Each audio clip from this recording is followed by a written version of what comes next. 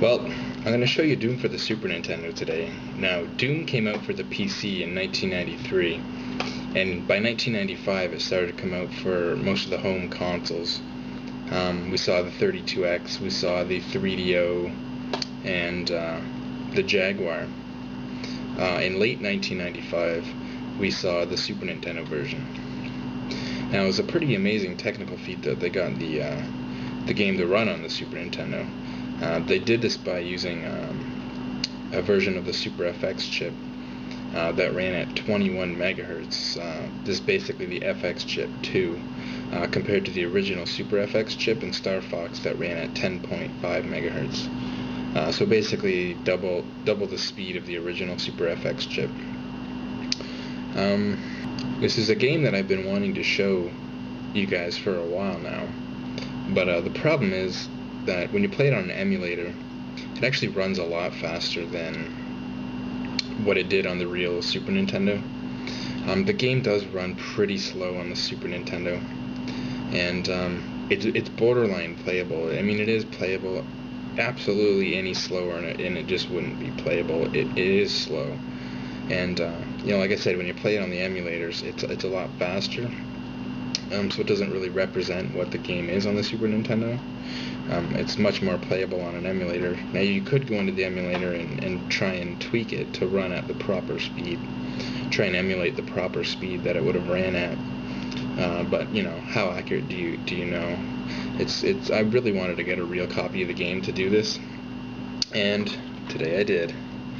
This is Doom on the Super Nintendo. I got this on eBay for $10. And it was local, so I picked it up, no shipping.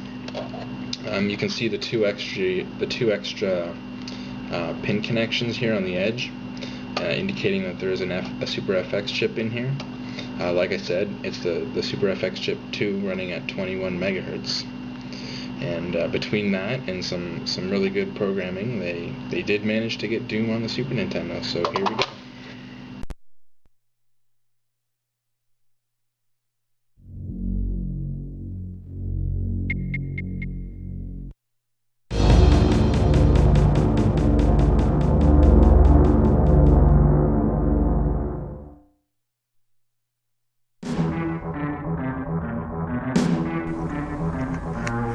Now, the first thing you're going to notice is that the screen size is not full.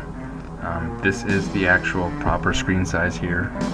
Like I said, this isn't emulated. This is on the real Super Nintendo. So this is the screen size that you're given. It does not fill the full screen. Now, I'm just going to leave it here for a second, and I'm going to compare this to the starting screen on the PC version. Because the other thing you're going to notice now is that there's no textures on the roof and the floors. What they do is they use, different colors for different sections of roofing and flooring, but they do not use any textures on the roof and the floor.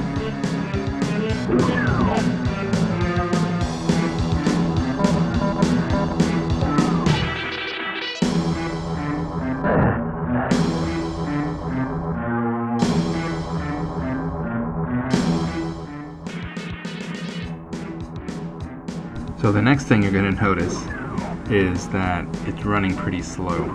It does get pretty choppy at times, and the controls are a little bit on the laggy side. It definitely takes some getting used to, but it's playable. Any slower and it wouldn't be playable. It's borderline. So it's pretty slow, but it's still playable. The controllers are a little laggy, but you can't get used to it.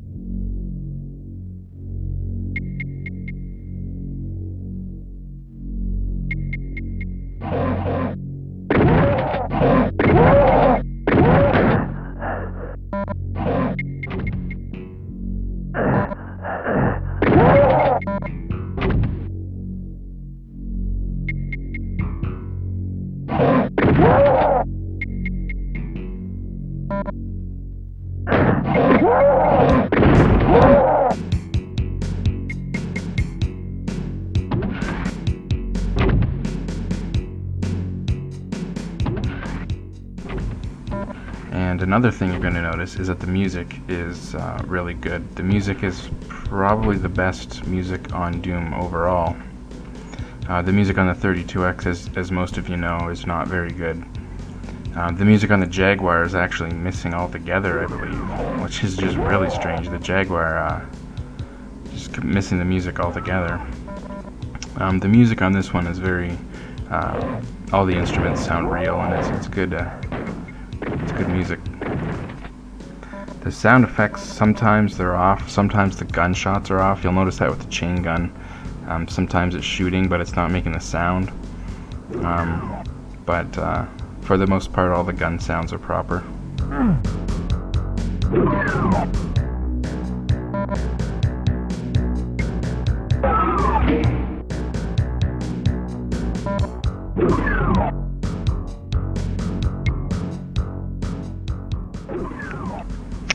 Now there's a few things you're not going to notice right away. One is that enemies will always be facing you.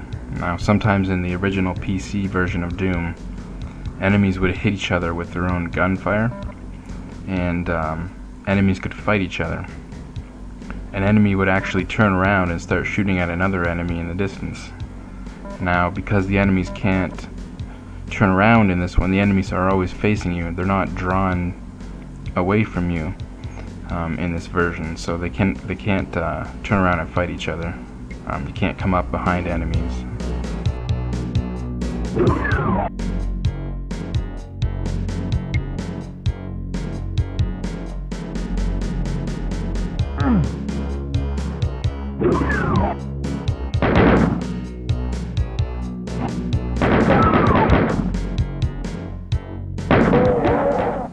Another thing that's kind of strange is the shotgun. The shotgun doesn't spread in this. In the PC version, the shotgun spreads. If you look at where it's hitting on a wall, you'll see, 5 or 6 particles, and that'll spread depending on the distance. This also takes into account the damage, just like a real shotgun with a spread. The further away you are, the less damage it's going to do. It's going to be really effective up close. Well, in this, it doesn't matter how far the enemy away. It works more like a rifle. If the enemy's really, really far away, one shot with the shotgun will do the same amount of damage as if you're right up close. And that's different than the PC version there.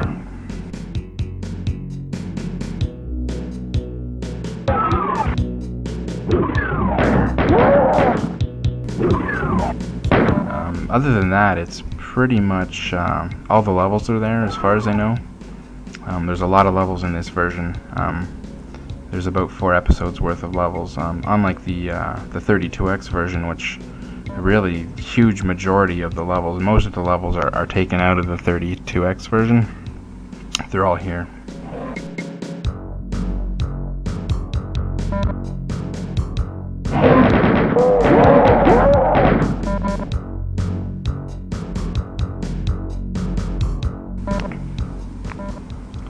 And that's Doom on the Super Nintendo. Despite all its shortcomings, it's actually a pretty good port. I mean, considering we're talking about the Super Nintendo here, an 8 MHz 16-bit era 2D machine, the fact that it's even running Doom, albeit with help from that 21 MHz SuperFX2 chip too, it's still a pretty impressive port. And like I said, it is playable. It is really slow, but it's sometimes a little bit frustrating to control. The controls are constantly a battle. You constantly have to keep that in the back of your head that it's going to be laggy, and you have to kind of control a little more carefully. But it's still playable. The music's good. All the levels are there. All the weapons are there. I'm pretty sure all the enemies are there. There's some enemies that aren't in the 32X version as well. So all the levels are there, all the enemies are there. I mean, for the most part, it's a really good port. It's just the speed that's really its major downfall. I mean, the fact it's not full screen, you can live with. The fact the floor and the roof aren't textured, I mean, once you get used to that, you'll hardly notice. Unless you're comparing the two side by side, then it's really obvious. But I mean, overall, it looks good. It just runs a little slow. So, overall, I still like this port. and I'm glad I picked it up.